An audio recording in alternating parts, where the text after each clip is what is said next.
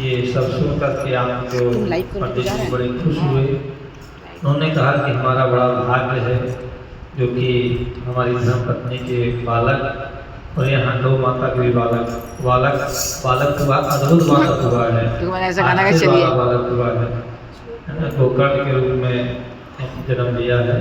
बड़ा सुंदर उन्होंने अपना मन को संतोष रखा, बधाइयाँ बांटी, प्रफुल्लित हुए और उनका हृदय गदगद हो गया। भागवत महापुराण की जय। सच्चिदानंद रूपाय विश्वोत्पत्त्यादि हेतवे तापत्रय विनाशाय श्री कृष्णाय वयं नमः। ना ज्ञातं तद्रहस्यं तो केनापि विश्वयोगिता गोकर्णतं सुतं दृष्ट्वा गौकर्णं नाम चाकरोत। देख करके आत्मदेव बड़े खुश हुए और उस बालक का भी गौ माता के जो बालक हुआ था, आधा शरीर गौ का और आधा यहाँ से मुख और बालक के रूप में था।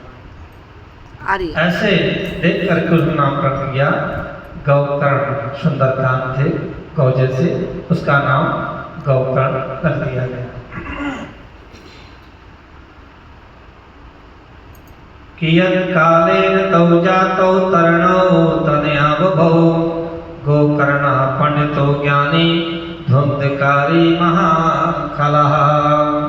अब बात आती है जो बालक अटपटा जन्म दिया उनकी धर्मपत्नी ने।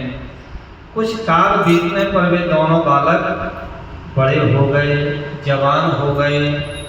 उनमें गौकर्ण तो बड़ा पंडित और ज्ञानी हुआ, किंतु धुंधकारी बड़ा ही दृष्ट निकला। स्नान शौच क्रियाहीनो दुर्भक्षी क्रोधवर्तिता।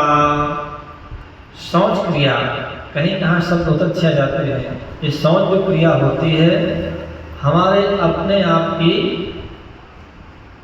शुद्धता के लिए होती है। शौच क्रिया जब हम पखाना करने जाएं या बाथरूम जाएं तो बस वहाँ से तुरंत हम अंदर ना प्रवेश करें।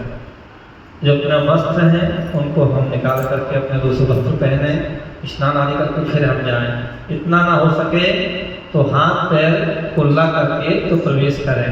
इस प्रकार शौच क्रिया अच्छी होनी चाहिए। वही कहा गया स्नान शौच क्रियाहीनो दुर्भक्षी क्रोधवर्तिता दुष्परिग्रह कर्ता च सौहस्तेन भोजनम।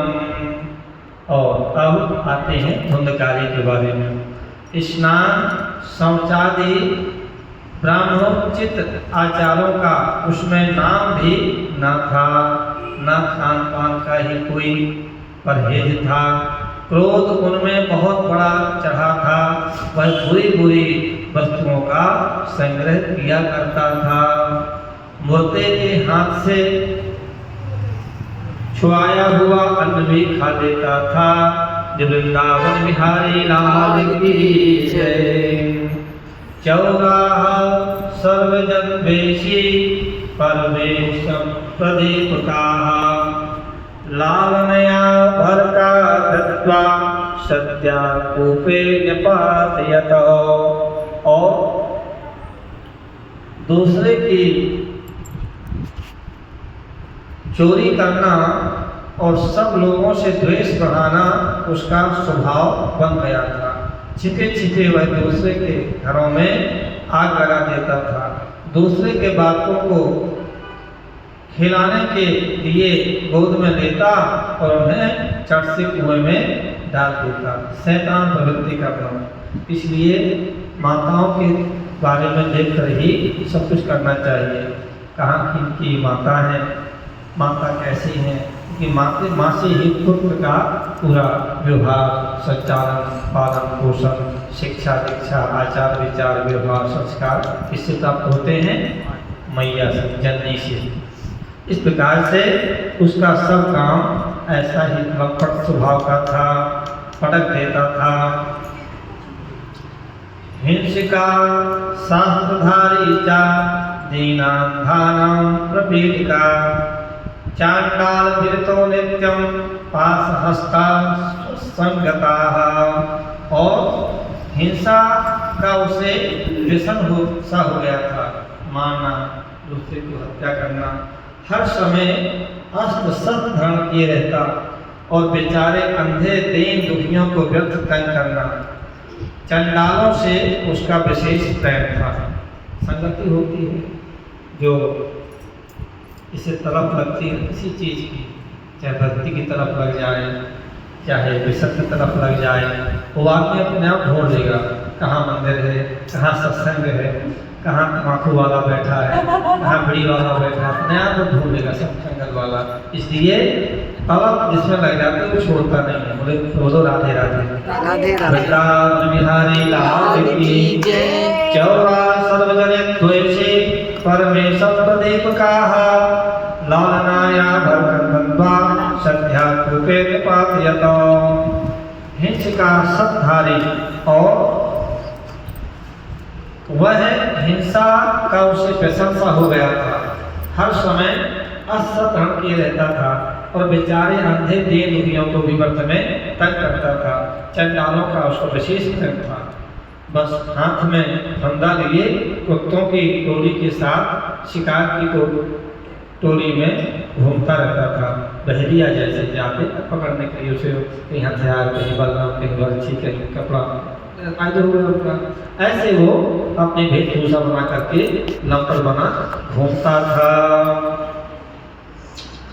तेन वैश्या कुसंगेन पित्रयं वित्तं तु नासितम्। और देखो वैश्यावृत्ति भी हो गई, जो पिता का धन था वो भी धीरे धीरे नष्ट करने लगा। एकदा पितरौ पाण्ड्यौ पत्राणि स्वपयाह्यतौ। एक बार की बात क्या हुआ कि वैश्याओं के जाल में फंस करके उसने अपने पिता की सारी संपत्ति नष्ट कर दी। एक दिन माता पिता को मार पीट कर घर के सब बर्तन भाड़े उठा ले गया बेचने के लिए। अब क्या करें, धन तो नहीं था। अब धन के बाद में जो जायदाद होती है, जमीन, बर्तन भाड़े, कहीं वस्तु उसको नजर जाती है जो संगति में होता है, तो बर्तन भाड़े भी बेचने लगा। तेन वैश्या कुसंगेन पित्तं तु नासितम्। एकदा पितरौ तान्यौ पत्राणि स्वपापयतौ। तत्पिता कृपणा प्रोच्चैर् धनहीनो प्ररोदः।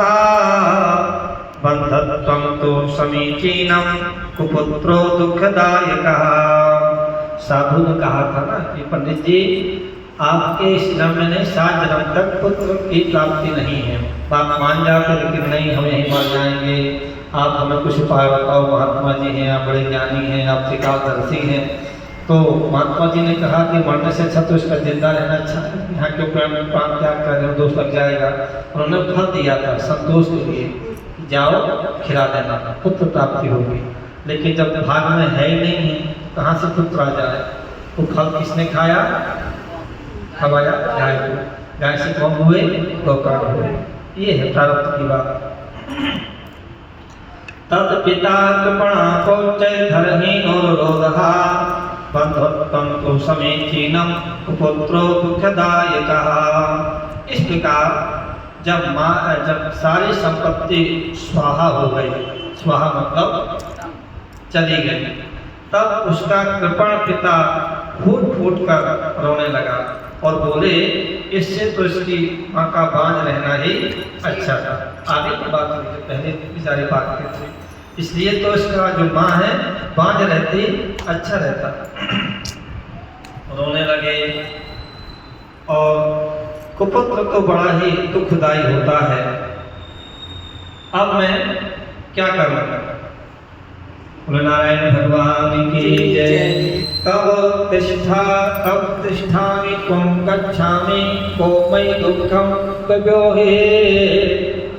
प्राणशतपजामि दुःखेन हा कष्टं मम संसितम्। अब मैं क्या करूं, कहाँ जाऊं, किससे कहूं? बेचारे असहाय जैसे बैठ गए, अपने भाग को कोसने लगे।